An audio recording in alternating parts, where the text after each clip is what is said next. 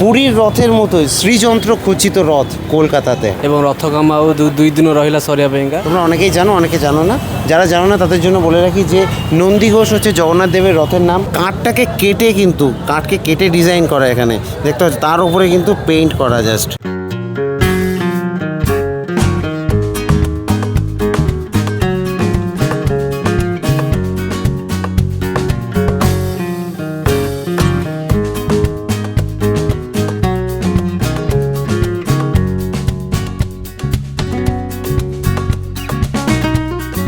Welcome back to another video from Kolkata. আমি আগের ভিডিওতে তোমাদেরকে কলকাতা রথযাত্রা সেটা আপডেট দিয়েছিলাম কলকাতা ময়দান থেকে। তারপরে চলে এলাম কিন্তু বেলঘরিয়াতে। বেলঘরিয়া স্টেশনের যে 1 নম্বর প্ল্যাটফর্ম সেটা দিয়ে বেরিয়ে কিন্তু এই যে ফ্লাইওভারের নিচে দিয়ে চলে আসলাম। এবার সোজা কিন্তু চলে যাবো এখান থেকে, সোজা রাস্তা 1.5 কিলোমিটার কিন্তু। এবং যাবো কোথায়? যাবো হচ্ছে কামারহাটি পৌরসভার ওখানে। তো কামারহাটি পৌরসভার ওখানে হয় বেলঘরিয়ার যে রথ উৎসব, আর সেই রথ কিন্তু ওখানে থাকে, যেটা কিনা কলকাতার সবথেকে বড় রথ। 2022 সালে আমি দেখিয়েছিলাম তোমাদেরকে। উড়িষ্যা থেকে কাঠ আসে এবং যে যারা শ্রমিক যারা আর কি করেন, সেটা তৈরি করেন যারা, তারাও কিন্তু উড়িষ্যা থেকে। তো চলো দেখি, এগিয়ে যাবো এবার পানিহাটি পৌরসভার ওখানে গিয়ে কথা হচ্ছে। দেখো এসে পৌঁছালাম কিন্তু সামনে, দেখতে পাচ্ছ এই হচ্ছে কামারহাটি পৌরসভা। ঠিক তার পাশেই কিন্তু এখানে রথ তৈরি হচ্ছে। এই যে চলো দেখি এবার সামনে গিয়ে তাহলে তোমাদেরকে দেখাচ্ছি। 4 বছর পরে কিন্তু এখানটাতে এলাম। কামারহাটি বিখ্যাত মদন মিত্রের জন্য। তো সরকার পরিবর্তন হয়েছে, তবে নতুন সরকারের আমলেও সেই রথের যে পরম্পরা, সেই কামারহাটি সেই বিখ্যাত রথ, সেটা কিন্তু চলছে। এখানে আমি দেখাতে পারবো তোমাদেরকে, আমি একটু সামনে গিয়ে দেখাবো।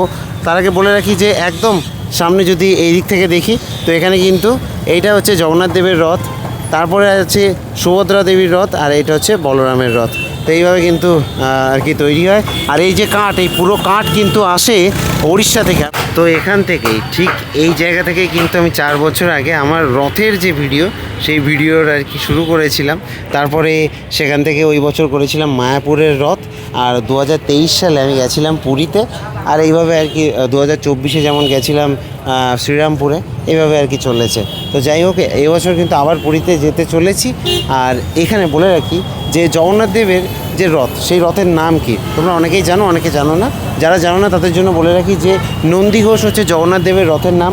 আচ্ছা, তারপরে আছে হচ্ছে মা সুভদ্রার রথ। তো মা সুভদ্রার রথের নাম হচ্ছে দর্প দলনা। আর বলে রাখি তারপরে হচ্ছে এখানে রয়েছে বলরামের রথ। আর বলরামজির রথের যে নাম, সেটা হচ্ছে তালধ্বজ। এই যে দেখতে পাচ্ছ।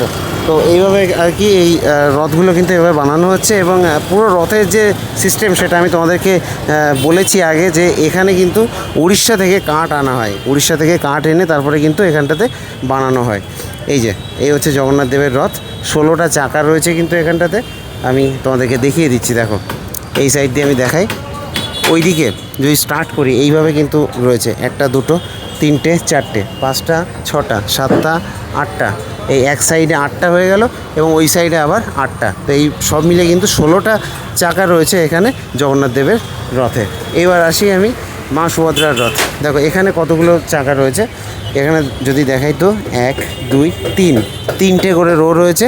3টে রোতে এদিকে 6টা চাকা আর এদিকে হচ্ছে 6টা চাকা। তো সব মিলিয়ে কিন্তু এখানে রয়েছে 12টা চাকা। এইবার আসি আমি তালধ্বজ, অর্থাৎ বলরামজির রথ। তো বলরামজির রথে কটা চাকা রয়েছে আমি যদি দেখাই এদিকটাতে, তো দেখো এখানে 14টা চাকা দেখতে পাবে। এখানে হচ্ছে 3 3 6, আর এই মাঝখানে একটা চাকা রয়েছে, এদিকে একটা ওদিকে একটা। তো সব মিলিয়ে কিন্তু 14টা চাকা রয়েছে। তো এইভাবে কিন্তু আর কি 14টা চাকা তালধ্বজে। তারপরে দর্পদলনা, সেটাতে রয়েছে 12টা। আর জগন্নাথ দেবের যে রথ, সেটাতে কিন্তু রয়েছে 16টা চাকা। বেলঘরিয়ার রথ এর যে হাইট, সেটা কিন্তু মানে কলকাতায় যে কটা রথ হয় সব থেকে বড়। এবং আরও একটা বিশেষত্ব রয়েছে, এই রথকে খুব সুন্দরভাবে সাজানো হয়। আর কাঠ থেকে শুরু করে যে কারিগর, সবাই কিন্তু উড়িষ্যার। তো দেখো এখানে দেখো কত সুন্দরভাবে আর কি সাজানো, দেখো ডিজাইনগুলো দেখবে। এই কাঠের ওপরে কিন্তু আঁকা, তার ওপরে কিন্তু এইভাবে আর কি মানে কাঠটাকে কেটে, কিন্তু কাঠকে কেটে ডিজাইন করা এখানে দেখতে পাচ্ছ, তার উপরে কিন্তু পেইন্ট করা জাস্ট। তো দেখো কতটা সুন্দরভাবে কিন্তু এইসব ডিজাইনগুলো করা রয়েছে। দেখো প্রতিটা রথের গায়ে দেখতে পাবে। এবং এখনও কাজ শেষ হয়নি, কাজ চলবে, আরও অনেক কিছু আর কি অ্যাড করা বাকি রয়েছে। তো এখানটাতে আর কি এর ওপরটাতে প্রভু জগন্নাথ দেবকে আর কি রাখা হবে।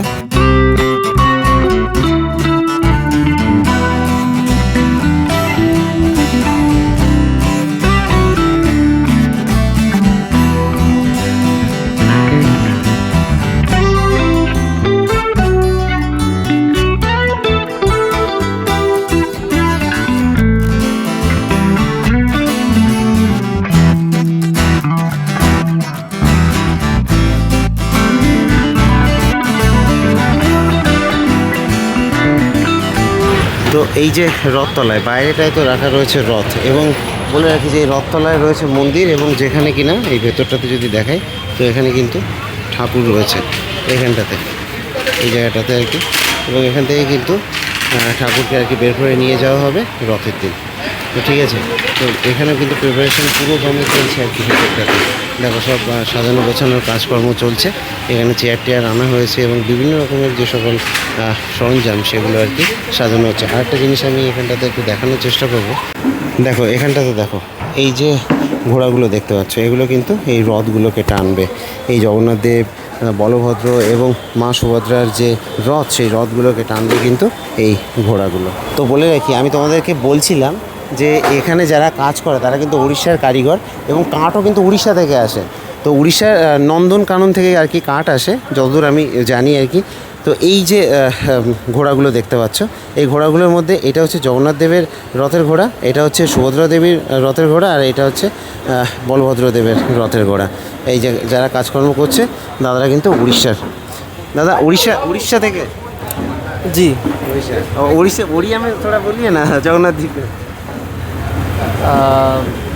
ଆମେ ତ ପ୍ରତିବର୍ଷ ଆସି ମହାପ୍ରଭୁଙ୍କର କାମ କରୁ। अच्छा ଆଚ୍ଛା, ଆଉ ବର୍ତ୍ତମାନ ବଳଭଦ୍ରଙ୍କର ଘୋଡ଼ା କାମ ଚାଲିଛି ଏବଂ ରଥ କାମ ଆଉ ଦୁଇ ଦିନ ରହିଲା ସରିବା ପାଇଁକା। ଆଉ 3 ଦିନ ବେଳକୁ ଆଉ 3 ଦିନ ବେଳକୁ କାମ ସରିଯାଇଥିବ बस। तो आप लोग पुरी जाएंगे इसके बाद? हाँ, काम ख़त्म होने के बाद तो हम जाएंगे ना। अच्छा, तो उधर का रथ भी देखेंगे ना? हाँ। আচ্ছা ঠিক আছে কাম কিজিয়ে। তো দেখলে যেটা বলছিলাম যে এনারা কিন্তু আসে উড়িষ্যা থেকে, এসে কাজকর্ম করে আবার পুরীর রথে অংশগ্রহণ করে। তো খুব একটা ভালো লাগে ব্যাপারটা। আর এখানে দেখো রথের আরও যে সকল যে জিনিসপাতিগুলো যেগুলো আর কি রথে সেট করা হবে, সেই জিনিসগুলো এখানে দেখতে পাচ্ছ, এগুলো কিন্তু সব এই ভেতরটাতে রয়েছে। তো এইভাবে কিন্তু সাজানো গোছানো হচ্ছে, সব কাজকর্ম চলছে আর কি মন্দিরের ভেতরে। আর এখান থেকে কিন্তু আর কি এখন মন্দির বন্ধ রয়েছে, মন্দিরের ভেতর থেকে আর কি জগন্নাথ দেব, বলভদ্র এবং সুভদ্রা দেবীকে কিন্তু বের করা হবে রথের দিন, বের করে কিন্তু নিয়ে যাওয়া হবে গুন্ডিচা মন্দিরের দিকে। তো এই আর কি ভেতরটাই হচ্ছে রথতলা, বেলঘড়িয়ার রথতলা। তো দেখো বাইরেটা চলে এলাম, এই যে দেখো লেখা রয়েছে এখানটাতে রথতলা শ্রী শ্রী জগন্নাথ মহাপ্রভু মন্দির বেলঘড়িয়া, দেখতে পেয়েছো? তো এই হচ্ছে মন্দিরের এন্ট্রান্সটা আর কি। যাই হোক, আশা করছি ভালো লাগবে তোমাদের ভিডিওটা। এবং আমি তোমাদেরকে দেখালাম এই 3টে রথ, যে এগুলোর হাইট কিন্তু যথেষ্ট বেশি হাইট রয়েছে, এবং কলকাতার সবথেকে উঁচু রথগুলোর মধ্যে কিন্তু এটা অন্যতম, এবং সবথেকে বড় রথ হিসেবে আর কি পরিচিতি পেয়ে এসছে এতদিন ধরে। তো দেখো এর সবথেকে ভালো জিনিস যেটা, এটা কিন্তু একদম পুরীর আদলে, পুরীর যে রথ সেই রথের আদলে আর কি বানানো হয়। সেই যে সিস্টেম, সেই সিস্টেমে আর কি বানানো হয়, এবং পুরোটা কিন্তু কাঠের। দেখো এই যে দাদারা সব কাজকর্ম করছে, সবাই কিন্তু উড়িষ্যার। এরা এই বছর প্রথমবার এসছে, এই কারিগর যারা রয়েছে এরাও কিন্তু সবাই উড়িষ্যা থেকে এসছে এবং কাজকর্ম করে চলে যাবে। তো কাজকর্ম কিন্তু পুরো দমে চলছে। এইভাবে দেখো এই ছেনি হাতুড়িতে এইভাবে সূক্ষ্ম সূক্ষ্ম যে হাতের কাজ সেগুলো কিন্তু করতে হয়, যথেষ্ট পরিশ্রমের একটা কাজ এইভাবে। এবং সেই জন্যই হয়তো উড়িষ্যা থেকে এনাদেরকে নিয়ে আসা হয়, যাতে ঠিকভাবে আর কি করতে পারে। আর এই যে রথগুলোর চাকাগুলো আমি তোমাদেরকে একটু দেখাবো, চাকাগুলোর ওপরে কিন্তু এইভাবে লোহার পাত রয়েছে, ঠিক আছে? তো এর যে ব্রেকিং সিস্টেম, সেই ব্রেকিং সিস্টেমও কিন্তু পুরীর যে রথ সেই রথের মতোই, একদম হুবহু পুরীর রথের মতোই আর কি এখানে যে রথ তৈরি করা হয়, সেই সিস্টেমে সেই মানে যে আকার আকৃতি সেই রকম আর কি দেওয়ার চেষ্টা করা হয়।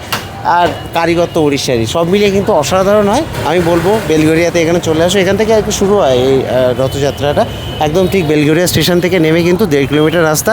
এই অটোগুলোতেও আসতে পারো, টোটোতেও আসতে পারো, বা হেঁটেও আসতে পারো।